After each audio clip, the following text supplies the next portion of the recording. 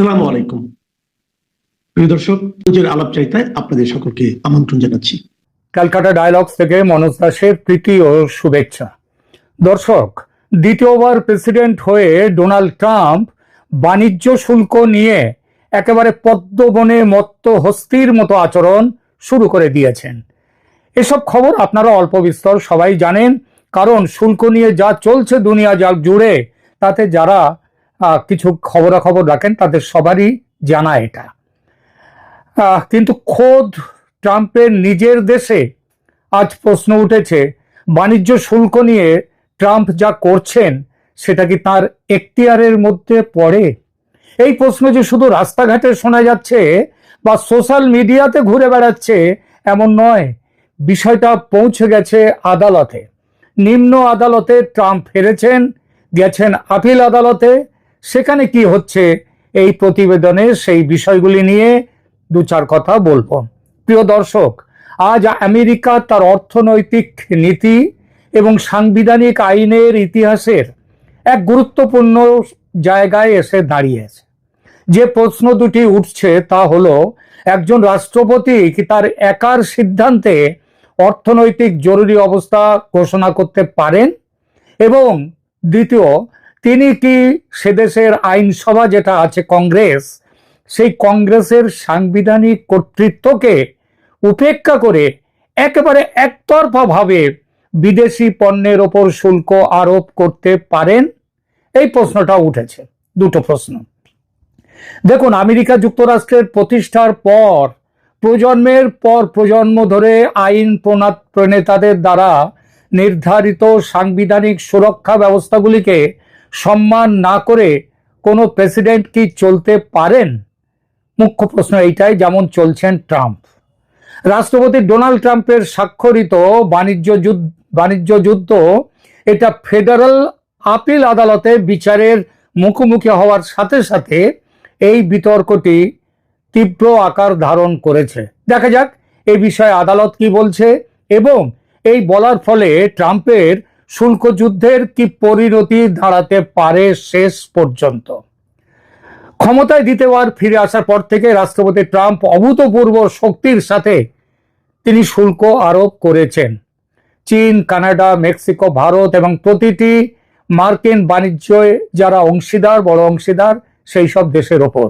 এই কাজ যে তিনি করছেন, তিনি বলছেন এটা করা হচ্ছে আমেরিকার স্বার্থে, মেক আমেরিকা গ্রেট এগেন এই মন্ত্রকে সার্থক করতে। কারণ তার মতে এতকাল আমেরিকা শুধু লোকসান করে গেছে, শুধু দিয়ে গেছে, পায়নি কিছুই।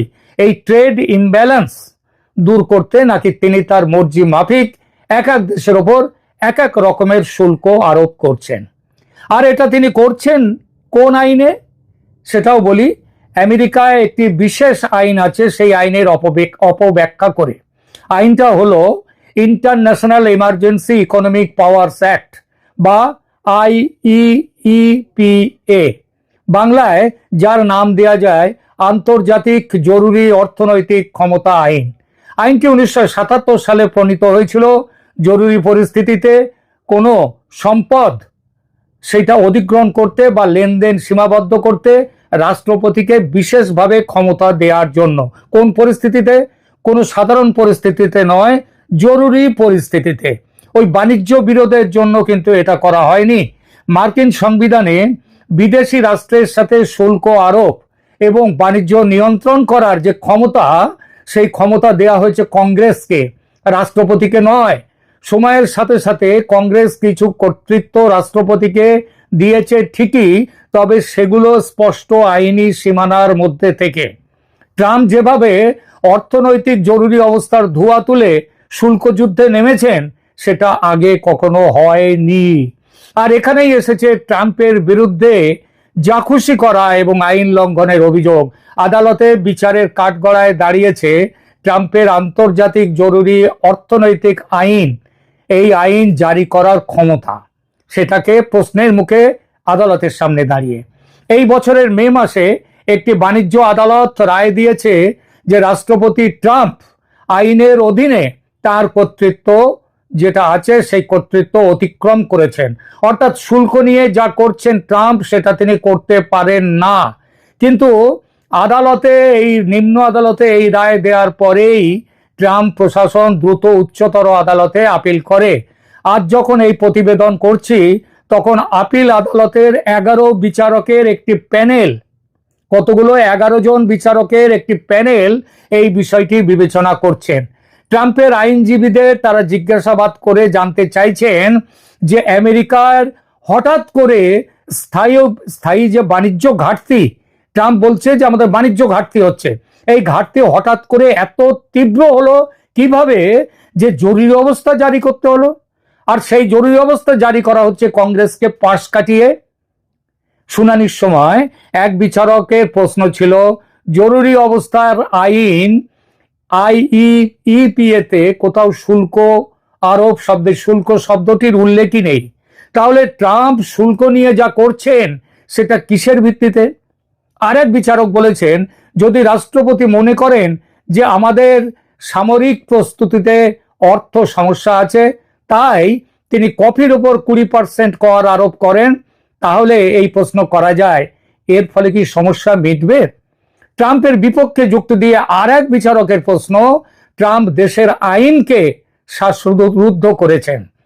বিষয়টি এখন এসে দাঁড়িয়েছে একেবারে সম্পূর্ণ সাংবিধানিক প্রশ্নে, কংগ্রেস বনাম রাষ্ট্রপতির অধিকারের লড়াইতে। এটা খুবই গুরুত্বপূর্ণ প্রশ্ন, কেননা আমেরিকা যুক্তরাষ্ট্রের সাংবিধানিক ব্যবস্থা ক্ষমতা পৃথকীকরণের ওপর নির্মিত। রাষ্ট্র ক্ষমতা পৃথকীকরণ মানে ক্ষমতার ভাগাভাগি করা, তার উপরে নির্মিত। এখানে বিচার বিভাগ, কংগ্রেস সবারই, রাষ্ট্রপতি সবারই আলাদা আলাদা করে ক্ষমতার সীমাবদ্ধ ক্ষমতা বেঁধে দেওয়া আছে। যদি হোয়াইট হাউস জরুরি ঘোষণা ব্যবহার করে ইচ্ছামতো বাণিজ্য নীতি আরোপ করতে পারে, তাহলে ভবিষ্যতের কোনো প্রেসিডেন্ট তারা যে কোনো ক্ষেত্রে জরুরি ক্ষমতা ব্যবহার করতে পারেন। সংবিধান প্রদত্ত যে চেকস অ্যান্ড ব্যালেন্স, সেই ব্যাপারটাই আর থাকে না। ট্রাম্প প্রশাসন যুক্তি দিচ্ছে যে আইইপিএতে রাষ্ট্রপতিকে জরুরি অবস্থায় কাজ করার জন্য বিস্তৃত ক্ষমতা দিয়েছে, কিন্তু সেটা বললেও তারা পর্যন্ত স্বীকার করেছে যে কোনো রাষ্ট্রপতি এখনো পর্যন্ত এই আইন এভাবে ব্যবহার করেননি, এমনকি করার কথা ভাবেননি পর্যন্ত। এ ধরনের কোনো প্রস্তাবই কখনো বিবেচিত হয়নি ইতিপূর্বে। ট্রাম্পের এই বাণিজ্য শুল্ক নীতির বিরুদ্ধে আদালতে গিয়েছে আমেরিকার 5টি ছোট ব্যবসায়ী সংস্থা এবং সে দেশের 12টি রাজ্য। এই বাদীদের, এরা হচ্ছেন বাদী, আর ট্রাম্প হচ্ছেন বিবাদী। এই বাদীদের দাবি যে কেবল কংগ্রেসই শুল্ক নির্ধারণ করতে পারে, রাষ্ট্রপতির এ ব্যাপারে কোনো ক্ষমতা নেই। এই দায়িত্ব রাষ্ট্রপতি নিলে কেবল 200 বছরের যে আমেরিকার শাসনতন্ত্র শুধু ভেঙে যাবে না, দেশের অর্থনীতির উপর অনিয়ন্ত্রিত সরকারি ক্ষমতার দরজা খুলে যাবে, প্রেসিডেন্ট যা খুশি করবে।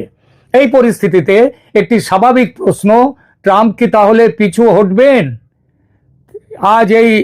পিছু হটবেন, কিংবা এর পরে তাহলে কি হতে চলেছে? আজ এই সময় পর্যন্ত পিছু হটার কোনো লক্ষণ দেখা যাচ্ছে না ট্রাম্পের।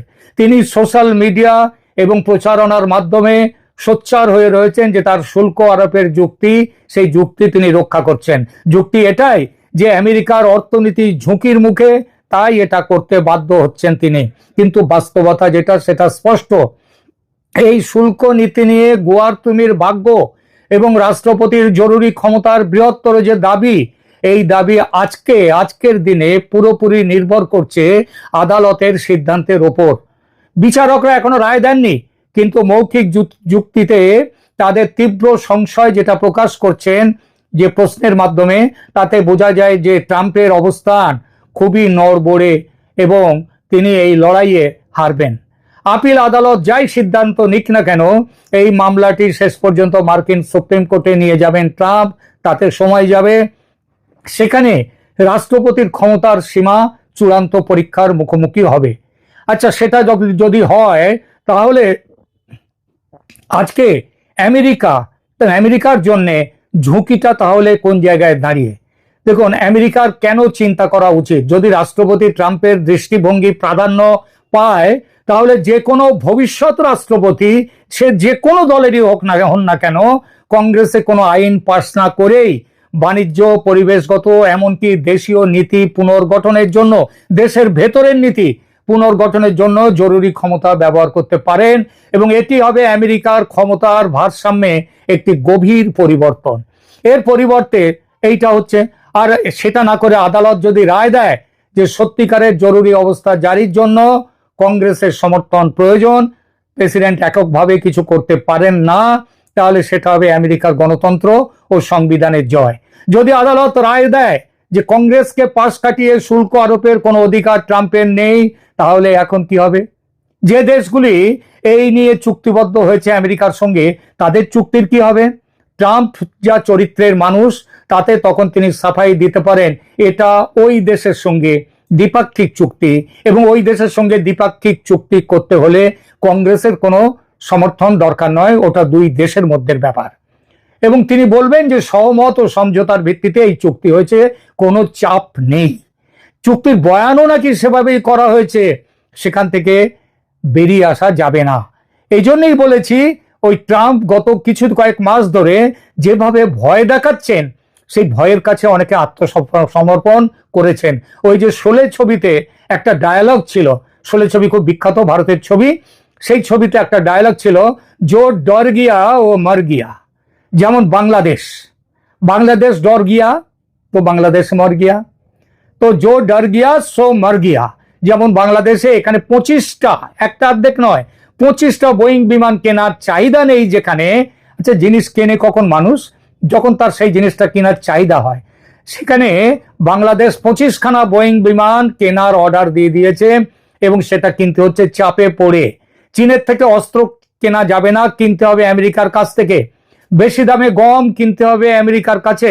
এসব তো প্রকাশিত চুক্তি, এর বাইরে অপ্রকাশিত বা গোপন চুক্তিও কি আছেন ঈশ্বর জানেন।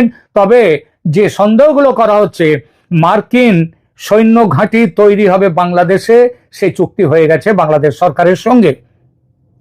আর আরো অনেক কিছু আছে। এক কথায় যুক্তরাষ্ট্রে কি রপ্তানি হবে, কারণ বাংলাদেশ থেকে বড় রপ্তানি হওয়ার জিনিস একমাত্র রয়েছে অ্যাপারেলস বা পোশাক শিল্প, পোশাক। সেই পোশাক শিল্পের কি হাল এখন বাংলাদেশে সেটা সবাই জানে। সেই সুতরাং যুক্তরাষ্ট্রে কতটা পোশাক রপ্তানি হবে তার ঠিক নেই, আগে ভাগে দেশ বিক্রি করে দেয়া হলো চুক্তি করে। তার পেছনে কি আছে? ভয়ের রাজনীতি। আমেরিকার তালে তাল না মেলালে যদি গদি চলে যায়, তাই এই দেশ বিরোধী চুক্তি করেছে ইউনূস এবং খলিলুর তাদের সরকার। আমেরিকার চাপের রাজনীতির কাছে যে ভয় পায়নি, সে বেঁচে গেছে, তার প্রমাণ তো হাতের নাগালে। যেমন ভারত, যেমন চীন, একে বলে কূটনৈতিক সাহস বা সাহসের কূটনীতি। ইউনূস, খলিলুর অ্যান্ড কোম্পানি এটা বুঝবেন না, বুঝতে চাইবেন না, কারণ তারা শুধু বোঝেন ব্যক্তিগত স্বার্থ, দেশের স্বার্থ নয়। সেই জন্যই তারা ওই চুক্তি করেছেন, আর এর পরিণাম হবে যে ডর গিয়া সো মর গিয়া। এখনকার মতো এই পর্যন্ত। ভালো থাকবেন, ধন্যবাদ।